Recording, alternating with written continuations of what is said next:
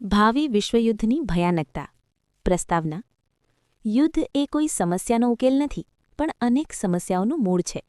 માનવ ઇતિહાસ લોહીથી ખરડાયેલો છે. માણસે પોતાની સત્તા અને વિસ્તાર વધારવા માટે હંમેશા યુદ્ધનો સહારો લીધો છે. આજે જ્યારે વિશ્વ 21મી સદીમાં જીવી રહ્યું છે, ત્યારે શાંતિના વાતાવરણની પાછળ ત્રીજા વિશ્વયુદ્ધના ભણકારા સંભળાઈ રહ્યા છે. જો હવે પછીનો વિશ્વયુદ્ધ થશે, તો તે માત્ર વિનાશ જ નહીં, પણ માનવ સભ્યતાનો અંત લાવશે. 2 વિશ્વયુદ્ધોની ભયાનકતા.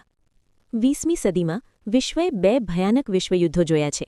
પ્રથમ વિશ્વયુદ્ધ 1914થી 1918 અને દ્વિતીય વિશ્વયુદ્ધ 1939થી 1945 એ માનવજાતને હચમાવી દીધી હતી.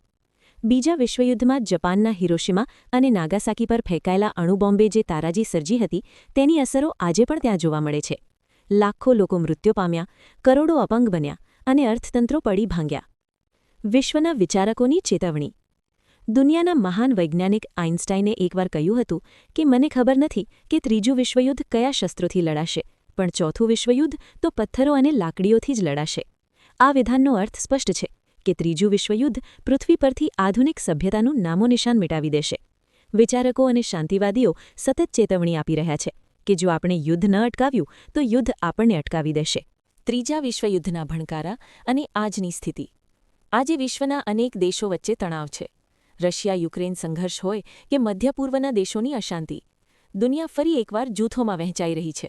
દરેક રાષ્ટ્ર પોતાની સુરક્ષાના નામે સંરક્ષણ પાછળ અઢળક નાણાં ખર્ચી રહ્યું છે. સામ્રાજ્યવાદની ભૂખ અને ધાર્મિક કટ્ટરતા બળતામાં ઘી હોમવાનું કામ કરી રહ્યા છે. અણુયુદ્ધની ઝાંખી અને માનવ સંહાર લીલા. ભૂતકાળના યુદ્ધો તલવાર કે બંદૂકોથી લડાતા હતા, પરંતુ આગામી યુદ્ધ બટનથી લડાશે. આજે અનેક દેશો પાસે પરમાણુ શસ્ત્રો, હાઇડ્રોજન બોમ્બ અને રાસાયણિક શસ્ત્રોનો ભંડાર છે. એક નાનકડી ભૂલ કે અહંકાર આખા વિશ્વને રાખના ઢગલામાં ફેરવી શકે છે. આ યુદ્ધમાં કોઈ વિજેતા નહીં હોય. માત્ર લાશોના ઢગલા અને કિરણોત્સર્ગી પ્રદૂષણ જ બાકી રહેશે. પૃથ્વી પરથી વનસ્પતિ અને પ્રાણી સૃષ્ટિ નષ્ટ થઈ જશે. ઉપસંહાર. યુદ્ધ એ વિનાશનું બીજું નામ છે. જો આપણે આપણી આવનારી પેઢીને સુંદર અને સુરક્ષિત પૃથ્વી સોંપવી હોય, તો વસુધૈવ કુટુંબકમની ભાવના કેળવવી જ પડશે. વિજ્ઞાનનો ઉપયોગ વિનાશ માટે નહીં, પણ માનવ કલ્યાણ માટે થવો જોઈએ. વિશ્વના તમામ દેશોએ શસ્ત્રોની સ્પર્ધા છોડીને પ્રેમ, અહિંસા અને સહઅસ્તિત્વના માર્ગે ચાલવું જોઈએ, કારણ કે ચોથું વિશ્વયુદ્ધ જોવા માટે કદાચ કોઈ મનુષ્ય જીવતો નહીં હોય.